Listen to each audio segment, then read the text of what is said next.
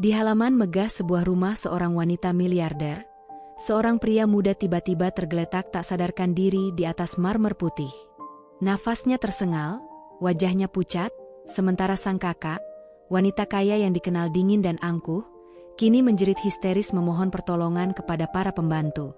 Saat dokter tak kunjung datang dan maut seolah semakin dekat, dan semua orang panik, pintu gerbang besar itu terbuka, sosok pria lusuh melangkah masuk dengan tenang, menawarkan bantuan. Dihina, direndahkan, bahkan diusir, pria itu hanya berkata satu hal yang mengguncang segalanya. Kalau racunnya sudah sampai ke jantung, dokter pun mungkin terlambat. Hingga akhirnya, demi menyelamatkan nyawa adiknya, sang wanita membuat tantangan tak terduga. Baik, kalau kamu benar bisa menyelamatkan adikku, aku akan memberimu segalanya. Bahkan aku bersedia menjadi istrimu. Pria itu menatapnya datar tanpa ekspresi. Siapa sebenarnya pria misterius ini? Dan apa yang akan terjadi setelahnya? Keributan mendadak memecah ketenangan pagi di halaman Mansion bergaya klasik Eropa itu. Pilar-pilar putih menjulang anggun, mengapit taman mawar yang tertata rapi, namun keindahan itu seolah kehilangan maknanya. Udara hangat menyelimuti, tapi aura mencekam menggantung berat di atas tanah marmer yang dingin. Para pelayan berlarian tak tentu arah. Ada yang menjerit histeris, ada pula yang hanya terpaku kebingungan. Di tengah halaman, seorang pria muda tergeletak tak sadarkan diri. Tubuhnya kaku, wajahnya memucat, nafasnya tersengal nyaris tak terdengar. Di tangannya, masih tergenggam kotak makanan yang kini terbalik, isinya berserakan di atas batu marmer putih yang bersih. Reza, Reza bangun. Suara itu melengking penuh kecemasan. Seorang wanita bergaun coklat panjang berlari tergesa menghampiri, lalu berlutut memeluk tubuh pria itu tanpa peduli gaunnya terseret tanah. Dialah Nadia Anggraini, pengusaha muda berusia 28 tahun, pemilik brand kosmetik ternama yang namanya telah menembus pasar internasional. Sosok yang dikenal luas sebagai lambang kecantikan, kekayaan, dan sikap dingin yang sulit disentuh siapapun. Namun pagi itu, semua topeng runtuh. Wajahnya pucat oleh ketakutan. "Cepat panggil dokter. Jangan biarkan dia mati," teriaknya pada para asisten. "Kenapa lama sekali? Mobil sudah siap atau belum?" "Sudah, Nona," tapi nafas Tuan Reza makin melemah. "Dokter masih di jalan?" Nadia mengguncang bahu sang adik dengan putus asa. "Reza, bertahanlah, jangan buat aku panik seperti ini." Beberapa pembantu berdiri di belakang, bingung harus berbuat apa. Tangis dan teriakan bercampur di udara, menambah kekacauan yang makin menyesakan. Tiba-tiba, gerbang besar rumah itu perlahan terbuka. Seorang pria asing melangkah masuk. Pakaiannya lusuh, kaos hijau kusam melekat di tubuhnya, celana hitamnya penuh debu jalanan. Di pundaknya tergantung tas kain tua berisi botol-botol kecil dari kaca dan bambu. Langkahnya pelan, namun tegap. Matanya jernih, tajam, dan tenang menatap kerumunan itu. Ia berhenti beberapa meter dari Nadia. "Ada apa?" "Saya dengar teriakan dari luar, ada yang pingsan." Para pembantu langsung memandangnya sinis. "Orang mana lagi ini? Kampung nyasar kali." Pakaiannya aja kayak gelandangan, berani masuk halaman rumah Nona Nadia. Nadia menatap pria itu dari ujung kepala hingga kaki. Tatapannya dingin, merendahkan. "Siapa kamu? Berani sekali masuk tanpa izin ke rumahku. Keluar sebelum satpam menyeretmu." Pria itu menunduk sopan, suaranya tetap tenang. "Saya hanya ingin membantu, Nona. Saya penjual obat keliling. Saya mengenali gejala keracunan. Kalau diizinkan, saya bisa mencoba dengan ramuan saya." Ucapan itu disambut tawa kecil penuh ejekan. "Ramuan? Ini rumah orang kaya, bukan warung jamu. Kau pikir racun bisa sembuh pakai air akar?" Nadia menyilangkan tangan di dada, sorot matanya menusuk. "Kau kira aku akan percaya pada orang sepertimu? Aku bisa memanggil dokter terbaik, bukan pengemis penjual obat palsu. Pergi." Tapi pria itu tak bergeming. "Saya sadar saya bukan siapa-siapa, Nona. Tapi jika racunnya sudah sampai ke jantung, dokter pun mungkin tak sempat menolong. Waktunya tinggal sedikit. Berhenti seolah kamu paling tahu, bentak Nadia. Aku punya uang. Aku bisa menyelamatkan adikku tanpa bantuan orang sepertimu. Sunyi sejenak. Hanya terdengar nafas Reza yang semakin berat. Tubuhnya mulai kejang tak terkendali. "Nona!" teriak seorang pembantu panik. Tuan Reza sudah tidak bereaksi. Matanya mulai tertutup. Wajah Nadia berubah drastis. Air mata mulai mengalir tanpa bisa ia tahan. "Reza, jangan tinggalkan aku, tolong." Pria lusuh itu maju satu langkah. "Kalau Nona tetap menolak, saya akan pergi. Tapi jika adik Anda tak tertolong, jangan salahkan siapapun." Semua mata tertuju pada Nadia. Tangannya gemetar di atas dada Reza. Harga diri dan rasa takut saling beradu di hatinya. Ia menatap pria asing itu lama, seseorang yang sepenuhnya bukan bagian dari dunianya. Akhirnya, dengan suara lirih namun tegas, ia berkata, "Baik, kalau kamu benar bisa menyembuhkan adikku, aku akan memberimu segalanya." "Segalanya?" tanya pria itu datar.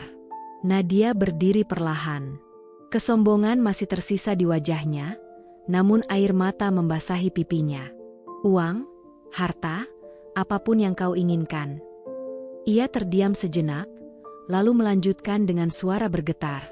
"Bahkan, aku bersedia menjadi istrimu." Semua orang membeku. Seorang pembantu menutup mulutnya kaget. Sopir rumah sampai menjatuhkan topinya. Tak ada yang menyangka kalimat itu keluar dari wanita yang selama ini dikenal dingin dan tak tersentuh. Pria itu menatap Nadia cukup lama, lalu tersenyum tipis. "Saya tidak datang untuk menagih imbalan, Nona. Saya hanya ingin menolong. Tapi jika itu adalah tantanganmu." Ia berlutut di samping Reza.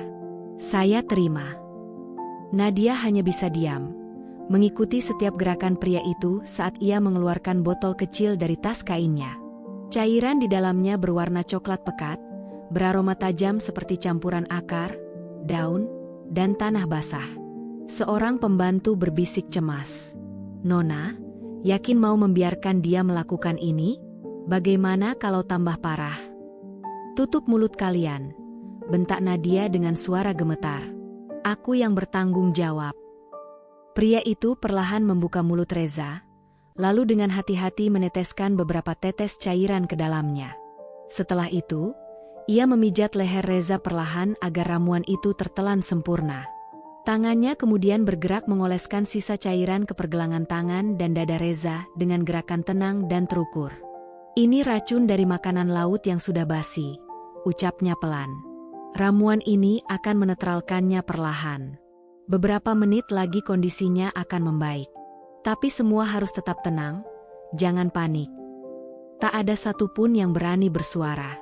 Semua mata menatap tubuh Reza dalam diam. Hanya suara burung di taman dan desir angin yang terdengar samar, seolah waktu ikut terhenti menyaksikan detik-detik menegangkan itu.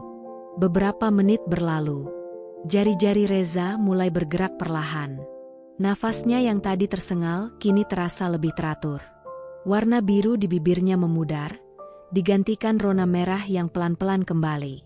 "Nona!" Tuan Reza bergerak, teriak seorang pembantu penuh harap. Nadia membelalak tak percaya. "Reza! Reza!" Kelopak mata Reza terbuka perlahan. Pandangannya masih lemah, namun sadar.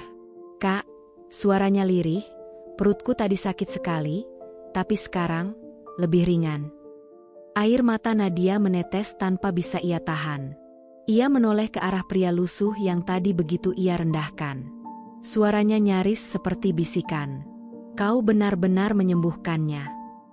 Pria itu hanya tersenyum tipis sambil kembali mengikat tas kain di pundaknya.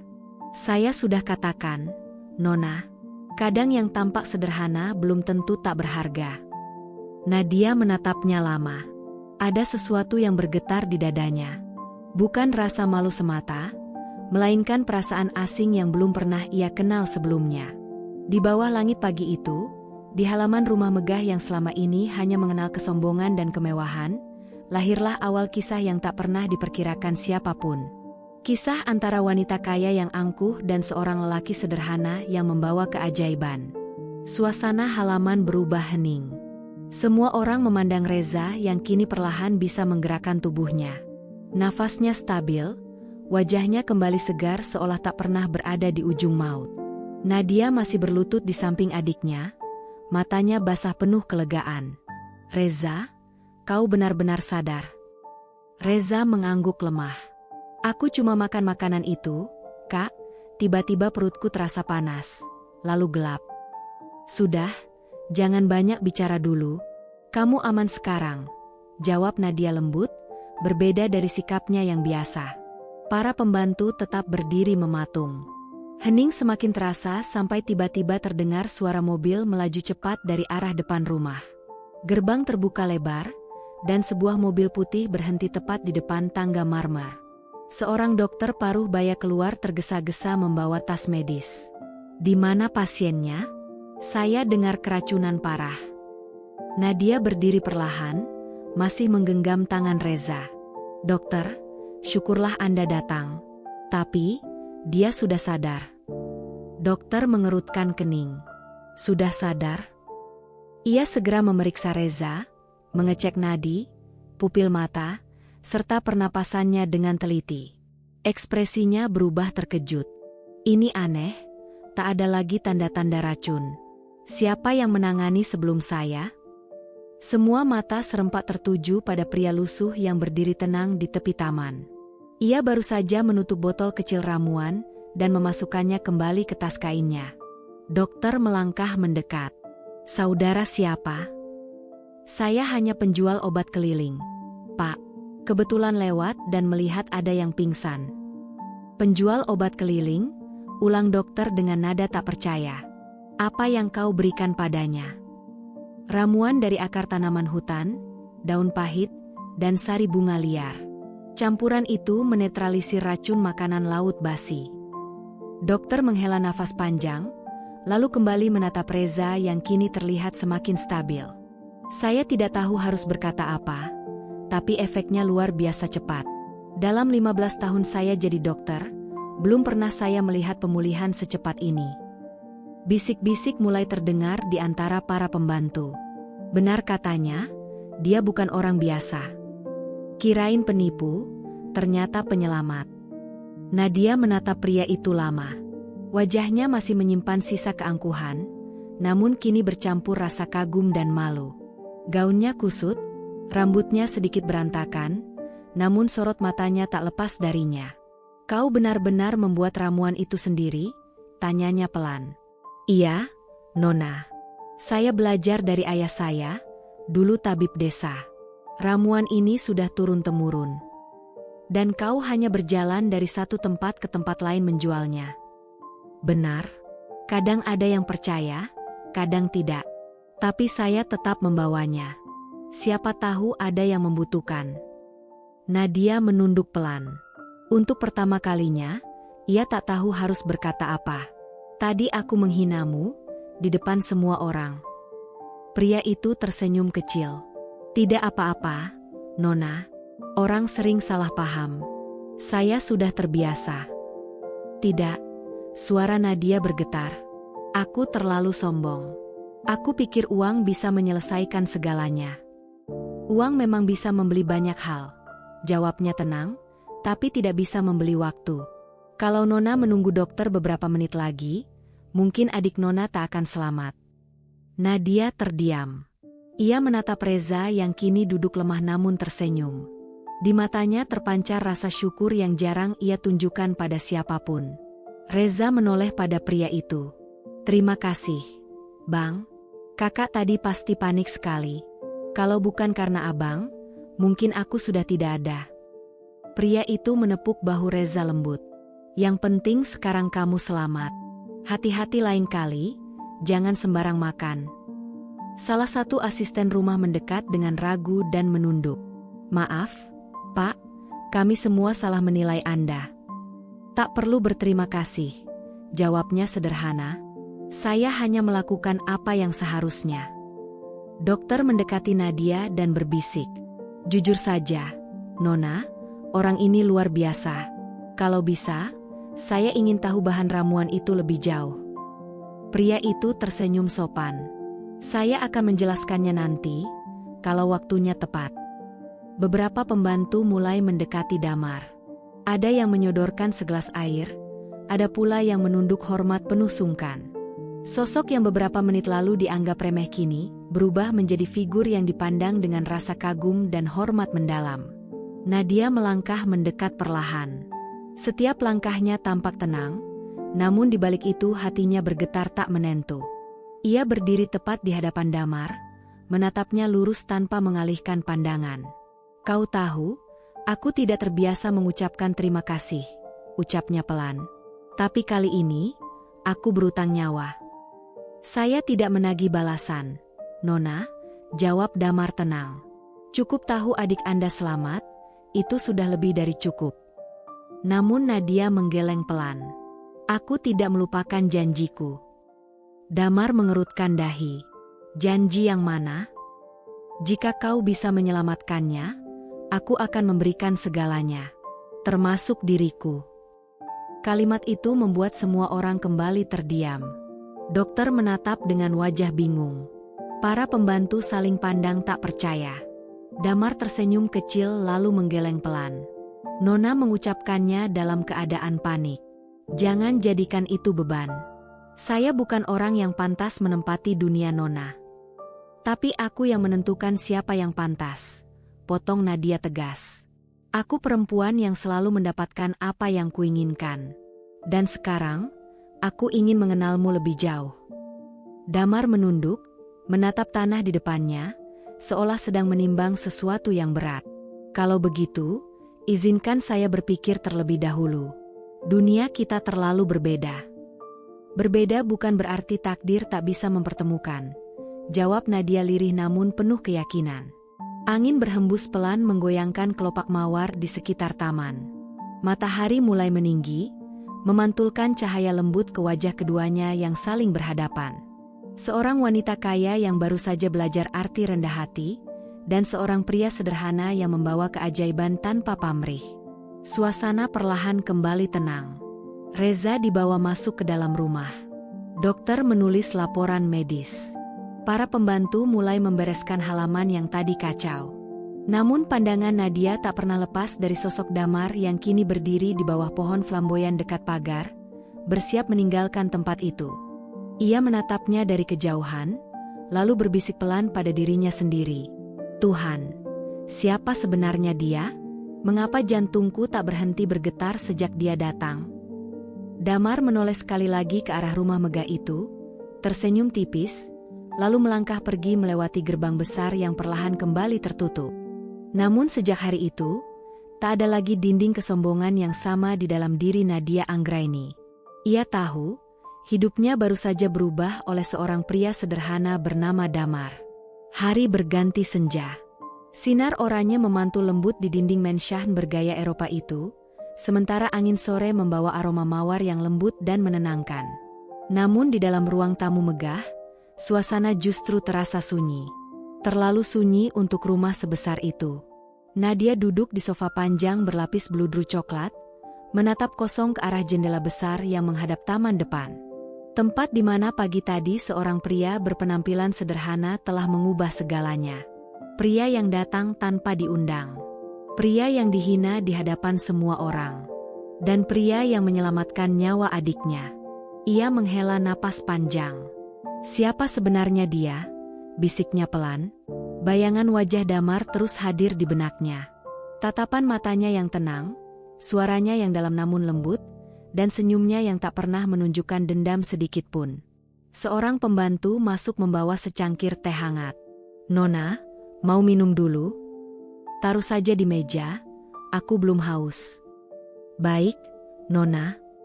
Pembantu itu hendak pergi, namun Nadia tiba-tiba memanggilnya. Tadi, kau lihat kemana dia pergi setelah keluar dari gerbang? Maksud Nona, pria tadi? Iya. Sepertinya dia berjalan ke arah jalan besar, ke pasar kecil di ujung sana. Kami pikir dia akan naik angkot. Tak ada yang menahannya. Tidak, Nona. Dia menolak saat kami hendak memberinya uang. Katanya, bukan uang yang saya cari. Nadia terdiam. Kalimat itu menggema di kepalanya seperti gema panjang. Bukan uang yang saya cari. Ia menatap keluar jendela lagi, namun kini tatapannya berbeda. Bukan lagi pandangan sombong, melainkan mata seseorang yang merasa kehilangan sesuatu yang belum sempat ia pahami. Malam pun jatuh. Rumah megah itu kembali sunyi, namun hati Nadia justru gelisah. Ia mondar-mandir di dalam kamar, membuka laptop, jari-jarinya gemetar saat mengetik di mesin pencari. Tabib keliling, penjual obat herbal, Jakarta Selatan. Tak ada hasil yang tepat. Ia menambahkan satu kata lagi. Damar. Tetap nihil. Dengan frustrasi, ia menutup laptop keras-keras dan menatap bayangannya di cermin besar. Wajah cantik yang biasa penuh kepercayaan diri kini terlihat lelah dan bingung. Kenapa aku seperti ini? Gumamnya. Di meja rias, terlihat vas bunga mawar yang mulai layu. Nadia mengambil satu tangkai, menggenggamnya erat hingga durinya menusuk jari. Namun ia tak melepaskannya. Lucu ya, aku yang biasanya merendahkan orang, kini malah dihantui oleh seseorang yang kuanggap hina. Hari-hari berlalu, namun rasa itu tak juga hilang. Justru semakin kuat. Nadia mencoba kembali sibuk dengan pekerjaannya, memimpin rapat di kantor kosmetik miliknya yang megah. Namun pikirannya terus melayang, terutama setiap kali melihat warna hijau, warna kaos lusuh yang dikenakan Damar saat itu. Dadanya berdebar tanpa sebab. Hingga suatu sore, ia tak lagi mampu menahan gelisah itu. Ia memanggil sopir pribadinya. Antar aku ke pasar kecil di ujung jalan selatan. Aku ingin melihat sesuatu. Baik, Nona. Mobil hitam itu melaju perlahan meninggalkan rumah mewah yang selama ini menjadi benteng dunianya, membawa Nadia menuju tempat yang mungkin akan mempertemukannya kembali dengan sosok yang telah mengguncang hidupnya. Sekitar 15 menit kemudian, mobil yang ditumpangi Nadia berhenti di tepi jalan yang hiruk-pikuk. Pasar tradisional membentang di hadapannya, dipenuhi suara pedagang yang bersahutan, aroma rempah yang menguar, serta teriakan tawar-menawar yang tak pernah berhenti. Nadia turun perlahan, menatap sekeliling dengan mata yang penuh harap. Ia melangkah masuk ke keramaian, menembus barisan kios dan lapak sederhana. Pandangannya menyapu setiap wajah, mencari satu sosok yang masih terukir jelas dalam ingatannya. Penjual jamu, pedagang sayur, hingga pengamen jalanan ia perhatikan satu persatu. Namun tak ada satupun yang menyerupai pria bernama Damar. Di dekat sebuah kios jamu, seorang wanita tua menatapnya dengan senyum ramah. "Cari siapa, Nona?" tanyanya lembut. "Seorang penjual obat keliling, namanya Damar. Pernah lewat sini?" "Damar?" Wanita itu mengangguk pelan sambil berpikir. "Oh iya, yang bawa botol-botol kecil itu kan? Orangnya sopan sekali. Tapi sudah 2 hari ini tak kelihatan. Katanya mau ke kampung sebelah, ada anak kecil yang keracunan juga." Mata Nadia bergetar. Dia masih menolong orang? "Iya, Nona." Dia tak pernah berhenti. Orang-orang bilang tangannya seperti diberkahi. Siapapun yang dia obati selalu sembuh. Nadia tersenyum kecil, tetapi matanya mulai berkaca-kaca. Pandangannya beralih ke sebuah jalan sempit di ujung pasar, seolah berharap Damar muncul dari sana. Namun yang datang hanya hembusan angin sore, membawa debu tipis dan aroma tanah yang lembab. "Kapan aku baru sadar?" bisiknya lirih, nyaris tak terdengar. "Kalau kebaikan bisa datang dari orang yang paling tak kusangka." Saat matahari mulai tenggelam di ufuk barat, Nadia masih berdiri di tempat yang sama, memandangi jalan yang semakin sepi. Di dalam hatinya tumbuh perasaan asing, lembut dan hangat, namun juga menyakitkan, rasa kagum yang belum sempat ia pahami, karena ia tak tahu apakah takdir akan mempertemukannya kembali dengannya. Malam itu, sepulang ke rumah, Nadia berdiri di balkon dan menatap langit penuh bintang. Jemarinya menggenggam kalung kecil yang menggantung di lehernya. "Damar," bisiknya pelan, "entah siapa kamu sebenarnya, tapi aku ingin tahu. Aku ingin mengenal orang yang membuatku percaya bahwa keajaiban bukan hanya milik orang kaya. Di kejauhan, di bawah langit yang sama, seorang pria sederhana berjalan menyusuri jalan tanah di sebuah kampung. Ia menatap bintang-bintang itu dan tersenyum pelan, seolah hatinya tahu ada seseorang yang tengah memikirkannya. 3 minggu berlalu sejak hari itu. Nadia berusaha kembali pada kehidupannya yang gemerlap. Rapat direksi, pemotretan iklan kosmetik, hingga jamuan makan malam bersama para pengusaha besar tetap ia jalani. Senyum indah dan riasan sempurna selalu menghiasi wajahnya. Namun di balik semuanya tersimpan kegelisahan yang tak bisa ia hapus. Setiap malam sebelum terlelap, satu nama selalu muncul di pikirannya. Dama. Nama yang sederhana, namun kini terpatri kuat di hatinya. Hingga suatu pagi, tubuhnya terasa aneh. Awalnya hanya pusing ringan, lalu panas menjalar di perutnya seperti terbakar. Ia mengira hanya kelelahan, namun beberapa jam kemudian rasa itu semakin menyiksa. Seolah api merayap di seluruh tubuhnya. Nafasnya sesak, keringat dingin membanjir, dan pandangannya mulai mengabur. "Bu Linda, panggil dokter," teriak salah satu pembantu panik. Dalam hitungan menit, rumah besar itu kembali ricuh seperti saat Reza keracunan. Namun kini, Nadia yang terbaring lemah di sofa ruang tengah, wajahnya pucat dan nyaris tak sadarkan diri. Dokter pribadi datang tergesa membawa tas medis. Tekanan darahnya turun drastis. Bisa jadi keracunan makanan atau alergi berat. "Tolong, Dok, lakukan apa saja," Bu Linda berkata gemetar. Namun suntikan, infus, dan alat medis seakan tak memberi hasil. Detak jantung Nadia melemah.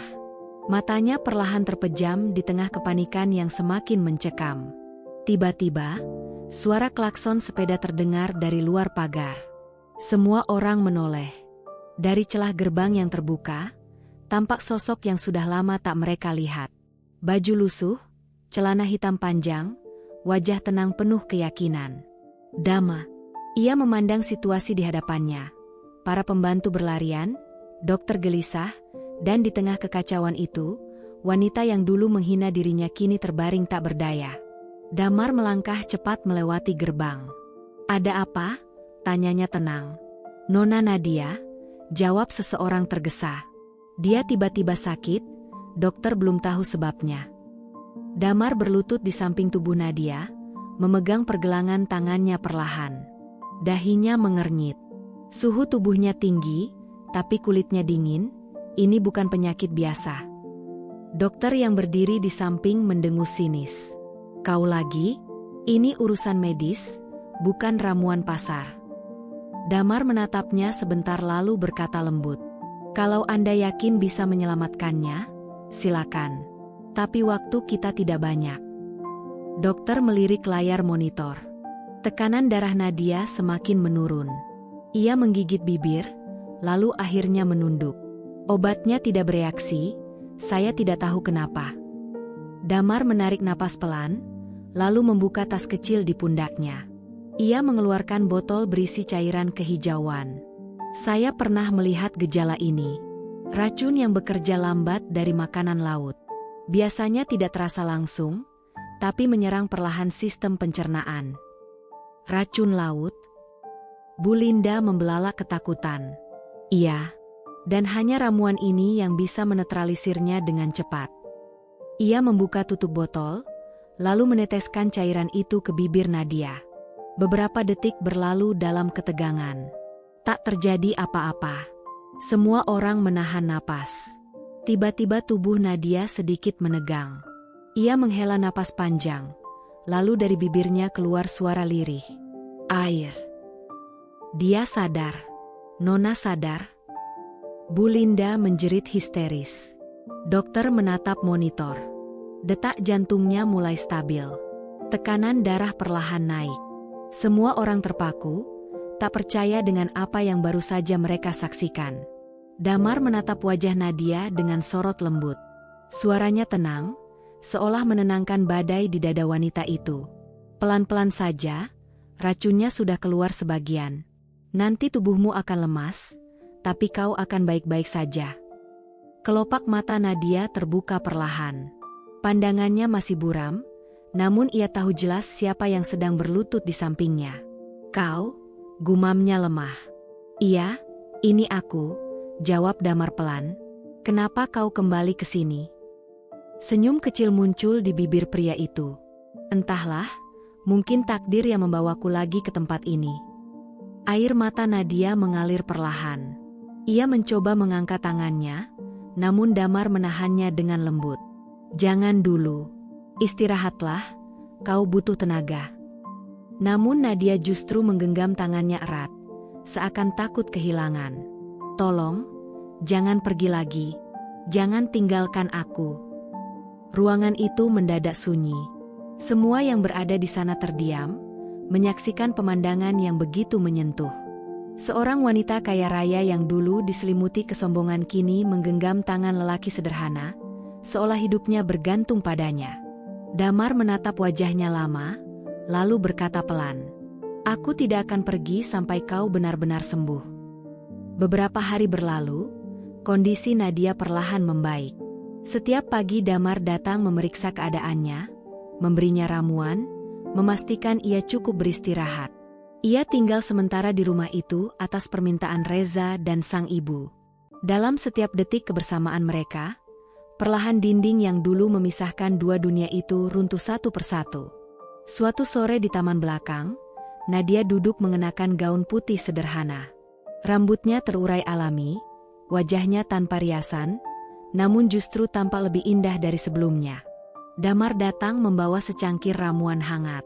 "Masih pahit, tapi kali ini kutambahkan madu," katanya sambil tersenyum. Nadia terkekeh pelan. "Aku lebih takut kehilanganmu daripada rasa pahit ramuan itu." Damar menatapnya terkejut. "Kenapa bicara seperti itu?"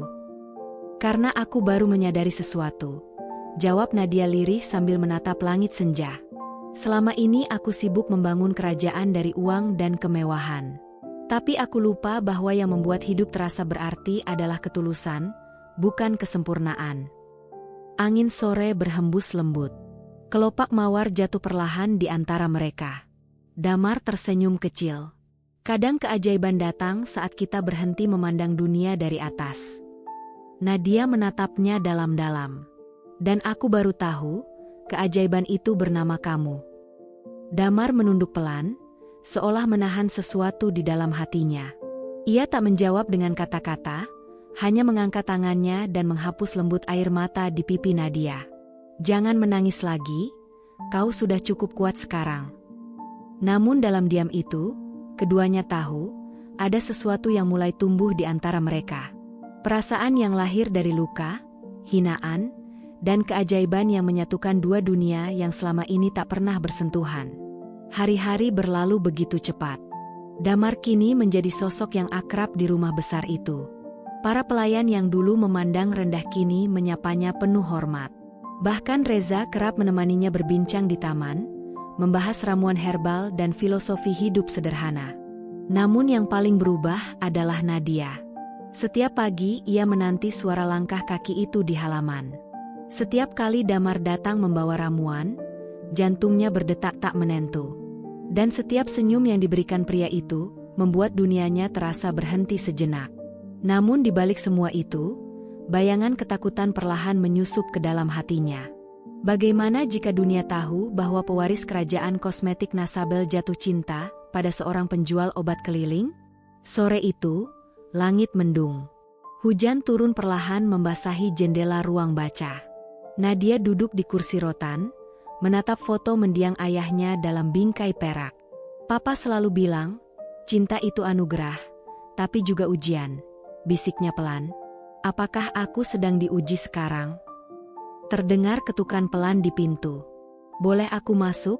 Suara Damar terdengar lembut. Ia berdiri di ambang pintu, membawa payung basah dan wajah yang masih dihiasi butiran hujan. Nadia tersenyum samar. "Kau selalu datang di waktu yang tepat. Dan kau selalu terlihat terlalu banyak berpikir," jawabnya sambil duduk di kursi seberang. Hening beberapa detik. Hanya suara hujan yang menemani mereka. "Ada yang ingin kau katakan?" tanya Damar lembut. Nadia menarik napas panjang. Damar, aku ingin jujur. Sejak kau datang, semua berubah.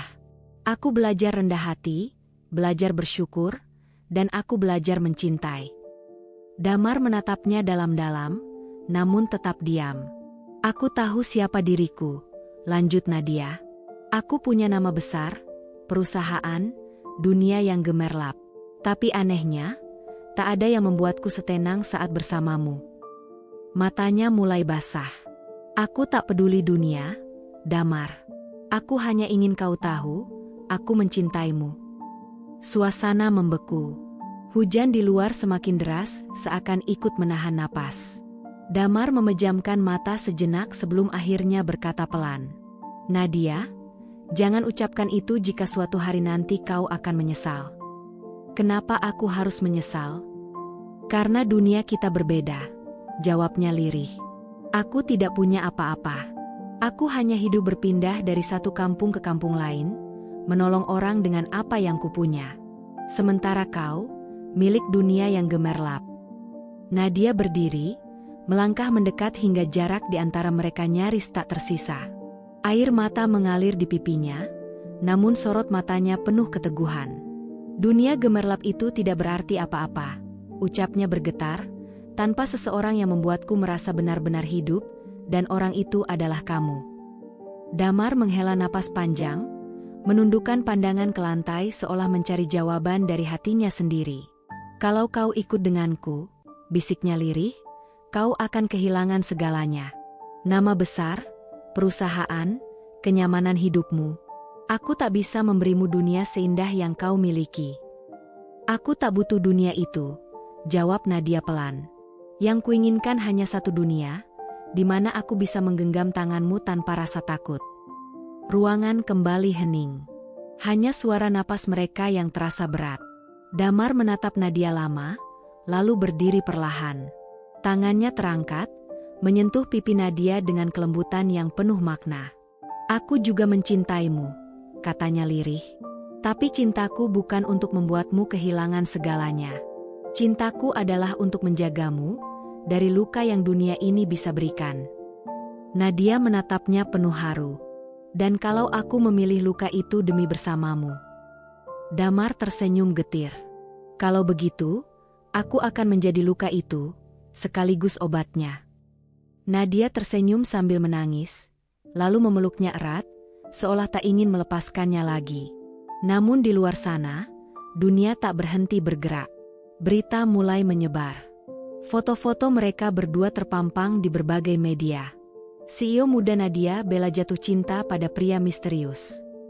Siapakah penjual obat yang meluluhkan hati pewaris kerajaan kosmetik? Gosip itu menyebar cepat seperti api di musim kering. Investor mulai menarik diri, saham perusahaan merosot tajam.